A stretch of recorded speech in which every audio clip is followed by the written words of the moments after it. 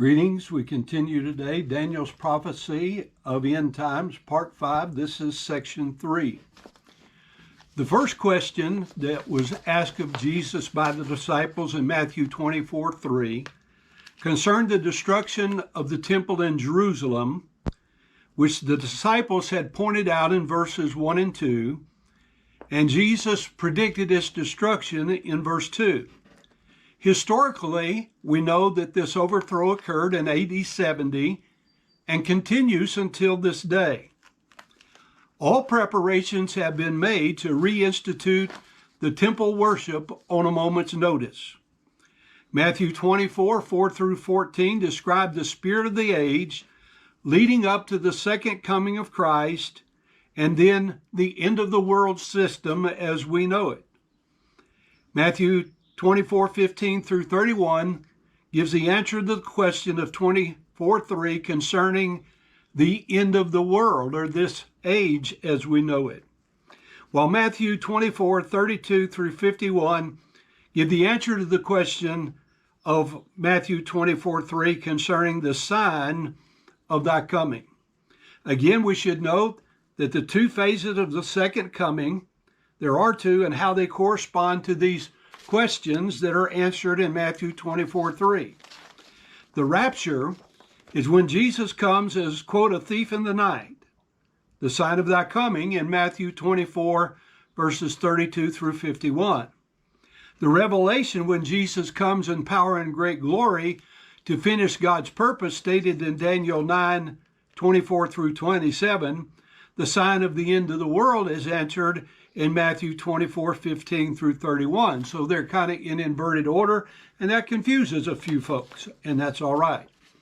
Daniel 12:13 literally says, "In yourself, to this time even you shall be resting yourself, for until days with respect to they are fulfilling of a culmination of an age.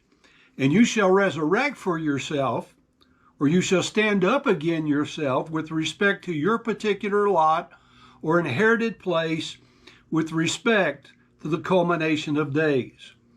This is a great finishing verse for the book and our studying of it, because it brings proper perspective concerning our anticipation of and actions while awaiting Christ's return. I believe that Daniel is included in the reference to the prophets in Hebrews 11:32 stated above. In spite of the doubts and aspersions by so many so-called scholars as to the man Daniel and his inspired prophecy, there is, however, no doubt for me, since Jesus certified both the man and his prophecy in Matthew 24 and verse 15. The disciples were members of the Jewish nation as well as the New Testament church. The invoking of Daniel's prophecy by Jesus and the linking of it to the answers of the disciples' questions make it clear that they were being addressed as members of the Jewish nation. Remember, it's a Jewish thing. There are people today who are so focused upon the fact that Jesus is coming again, they are like the apostles in the book of Acts chapter 1, verses 6-11. When they therefore were come together, they asked of him, saying, Lord, wilt thou at this time restore again the kingdom to Israel? And he said unto them, It is not for you to know the times or the seasons which the Father hath put in his own power, but you shall receive power, dunamis, dynamic power, after that the Holy Ghost is come upon you.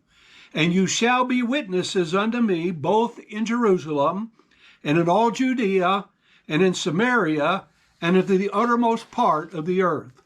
And when he had spoken these things while they beheld, he was taken up, and a cloud received him out of their sight. And while they looked steadfastly toward heaven as he went up, behold, two men stood by them in white apparel, which also said, Ye men of Galilee, why stand ye gazing up into heaven? This same Jesus which is taken up from you into heaven shall so come in like manner as you have seen him go into heaven.